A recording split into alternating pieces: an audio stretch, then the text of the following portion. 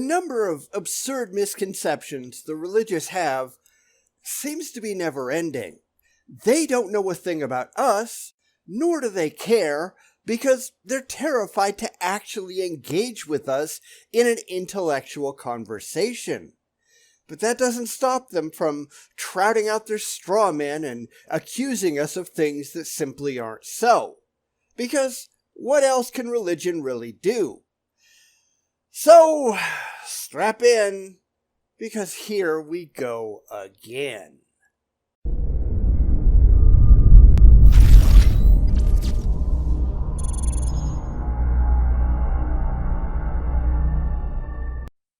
There have been a lot of small, upstart channels lately who have been trying to take a potshot at atheism. Today, our target is a tiny channel called Catalyzing Faith, and the videos seem to be about rationalizing Christianity without actually trying to justify any of it. You know, typical apologist stuff. This time, he wants to go after the old saying, "We're all atheists, some of us just believe in one less God," as though that's some kind of grand conspiracy by atheists, which all turns out to be pretty silly. This is what happens when you talk about atheists without having the slightest clue what atheists actually intend. So, let's get started. Welcome to Catalyzing Faith, where we seek to be a catalyst for your faith so that you can be a catalyst in the world around you. Sorry. I'm going to stop you right there, but, that's kind of what I do, so there you go. What do you mean by being a catalyst in the world around you? I'm presuming that you mean that you want to convert people, but I find that term itself somewhat interesting, if not entirely unsurprising. A catalyst, in chemical terms, is a substance that increases the rate of a chemical reaction without itself undergoing any permanent chemical change. Now, I understand it also means someone who precipitates change in others, which I'm sure that's what you intend, but I'm looking at that first definition and find that that's actually pretty descriptive of a lot of theists, don't you think? They want to go out and make everyone just like them, but they don't want to have to consider what anyone else has to say because that might necessitate a change in their own state. But isn't that how rational people actually operate? Don't they fairly evaluate all sides of an argument before deciding which one to adopt? Don't they look at the arguments of others to see if their own ideas continue to stand up to rational scrutiny? That's how we are, but that's not how the religious are, and that's because the religious are not rational. They don't care about the truth. I trust no one is surprised. This series is called Catalyzing Questions, where we aim to respond to some common questions that you're bound to encounter. And today we are addressing the question, aren't we all really atheists?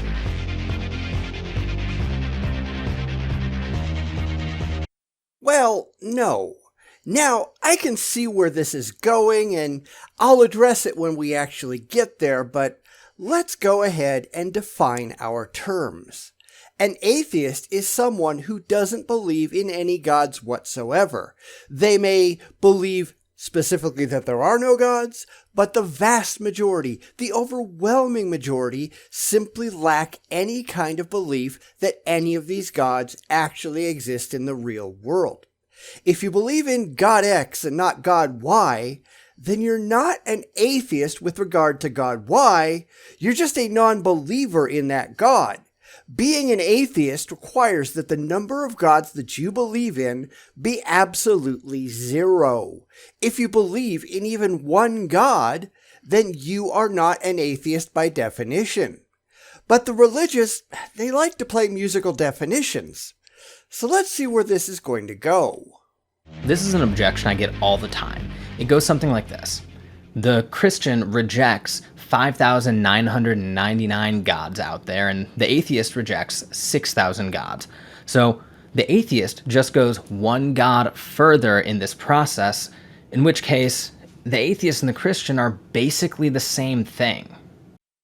Wrong, and let me explain why. Now, I can't speak for all atheists because the only thing we all inherently share is not believing in any gods. But in my case at least, the reason that I reject all those 6,000 or 60,000 or 6 billion gods, it's because there is no evidence that any of those gods are real. I have fairly evaluated and continue to fairly evaluate all of the claims made by the believers of those gods, and I have found them to be universally lacking. It is a decision based on rationality and intelligence. We demand evidence before providing provisional assent. But for the religious, that's not how they operate. They accept one or a series of closely related gods, depending on the religion, and then they automatically reject all other gods because they believe, for emotional reasons, that only their own personal god or gods are real. They reject the competition, not because they have fairly evaluated each individual deity or religion, but because they believe that only their personal individual god or gods can possibly be real. It's a wholly different set of circumstances. I guess that this sort of response is supposed to be some sort of clever psychological trick, right? It seems to treat atheism as this endpoint, this goal that we are aspiring to. No, it's not a goal. It's simply the most rational conclusion based on the evidence that we have at hand. If there were any goal to this, it really needs to be the discovery of what is most likely true given what we know about the world. It is not what makes you feel the best. It's what is actually so. If we look at the evidence that we actually have access to right now, and we make decisions based solely on logic, reason, and evidence, then there is no rational way that you can come to the conclusion that any gods of any kinds, at least not that I'm aware of, exist at all. Your feelings do not remotely enter into it, and without feelings, there can be no faith. This is not a competition between religion and atheism. It is an evaluation of the facts. And I'm sorry, but the facts don't support your faith. But as far as any sort of legitimate argumentative value goes, this has nothing to offer. Which is why we're typically not the ones saying it.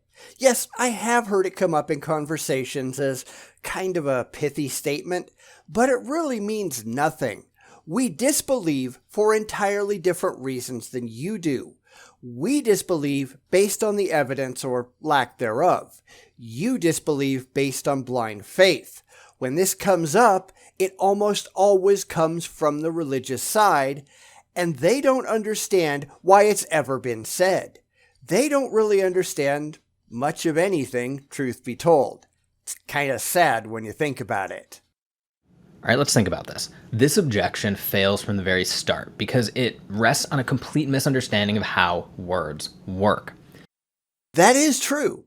It's why I have to play definition bingo so often, because it tends to be the religious who have no clue how to consistently use the language.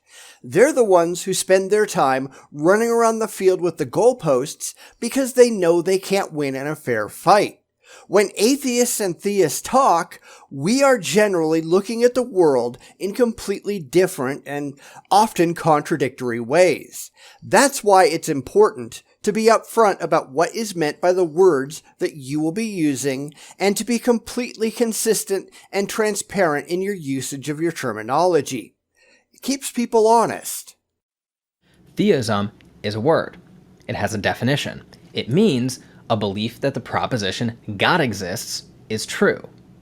Atheism is also a word, which means it also has a definition. And while the specifics of what that definition is may be controversial in some cases... No, it's not. It's not at all. It's only controversial to your side because you don't like the reality. Atheism has no positions to defend. It has no claims to provide evidence for. Atheism is simply looking at your beliefs and the claims that you are making and saying, we don't believe you. You don't like that because it puts you in the hot seat. It makes you have to defend your beliefs without being able to attack us for ours. Why? Because we have none. But I'm sure you're going to get it all wrong. Most all theists do, so go ahead, get it over with. And I promise I will cover that in a different video. You're just going to avoid the problem for now. Gotcha, that's fine. Well, when you do that other video, I'm going to have to take it on. I predict you're not going to do a good job. The minimum for atheism is a rejection of the proposition God exists. And you're wrong. I guess I don't have to wait after all, although I'll still look at your other videos when and if you ever do those. It is a rejection of the claim that a God exists, based on the complete and total lack of any corroboratory evidence offered in support of that claim. We do not have faith that gods do not exist. We are not like you. We do not believe that gods are imaginary in some religious fashion. It's all about proof, and like it or not, you've got none. You really ought to work on that.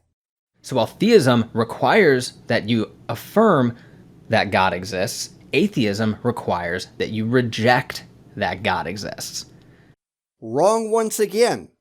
Atheism requires that you reject the belief in a God. We are not making the positive claim that there are no gods. We are pointing out that you haven't demonstrated the actual existence of one. Citation needed. There might be a God out there somewhere. I don't know. I'm just not going to believe it until it is proven to me objectively. Can you do that? Yeah, I didn't think so. In other words, to get to atheism from theism requires a rejection of the very most central claim that makes theism what it is. Yeah, to some degree. Or, to put it another way, it requires that the believer realize that they've been believing things for irrational reasons all along. It requires a loss of faith, which, granted, is a central tenet of most religions, but faith isn't a rational thing in the first place, so it's really a good thing to lose.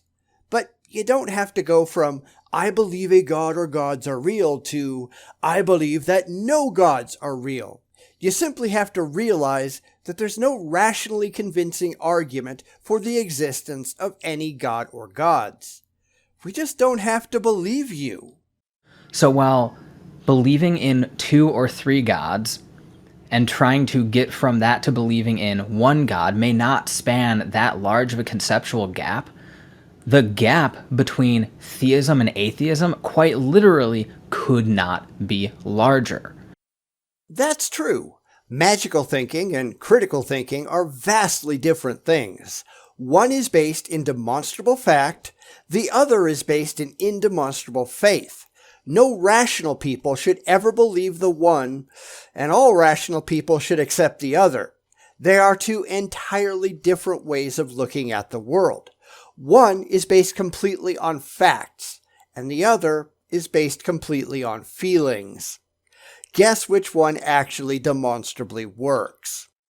Because to move to atheism requires the theist to abandon its very central position. And you say that like it's a bad thing, because the central position is wholly irrational. It's really dumb when you think about it. It's like some idiot arguing to give up racism is to be required to accept that all people are equal. Yeah, okay, and? How is that a bad idea? Just because you've had your brain poisoned by these fundamentally faulty beliefs, that doesn't make those beliefs a good thing. It doesn't make them true. Faith has absolutely no application in the search for facts.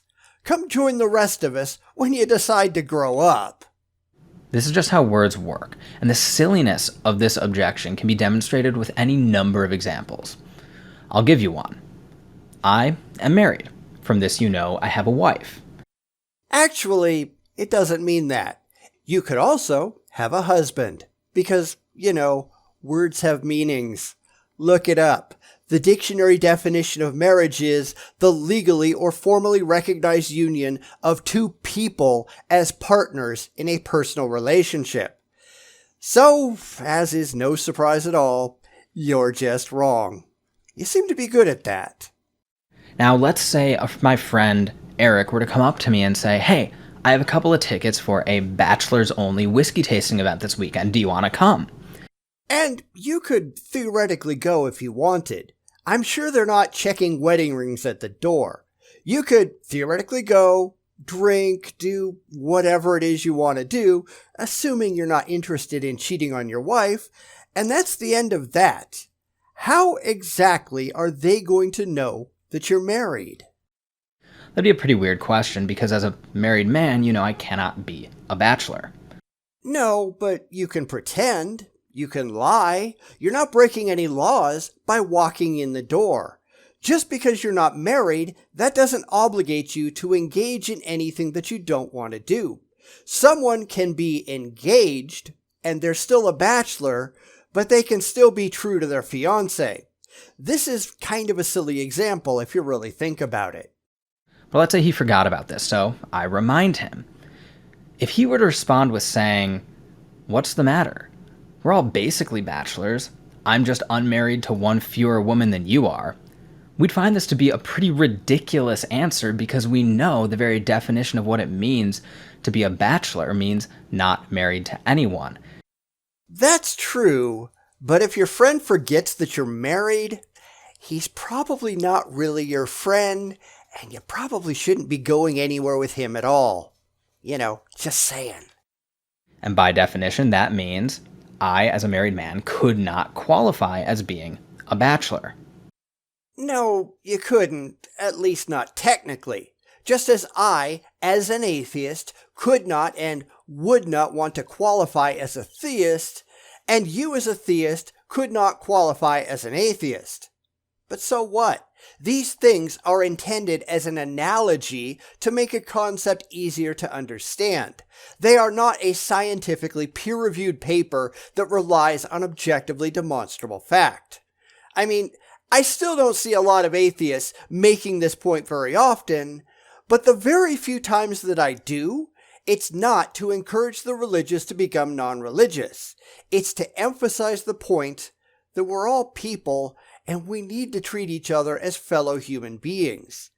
And not murder atheists because we don't believe in your imaginary friend. Things like that. But here's the thing. The atheist who says, we're all basically atheists, I just go one God further than you do, is making a logically equivalent argument. And by logically equivalent, I mean equivalently absurd. Based on how the religious actually think, yeah, I agree. I've had to explain this to a lot of atheists in the past too.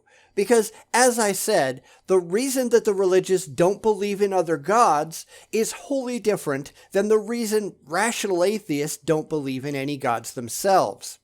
It's like saying, we're all cryptozoologists. I just believe in one less imaginary monster than you do.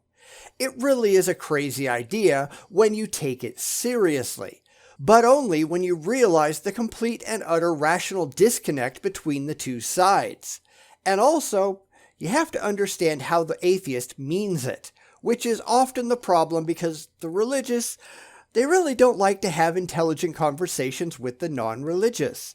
Instead, they simply assume they understand the context, and more often than not, they are wrong.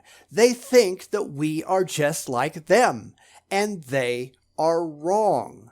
Maybe if you asked this specific atheist that you saw making this specific claim what they intended by this claim, that might clear things up. Maybe not. You never know until you try. And while I'm pretty sure they think they're being clever, the reality is they're not. This is a ridiculous statement. Yeah, you think. You don't know because you don't actually communicate with them. How about asking?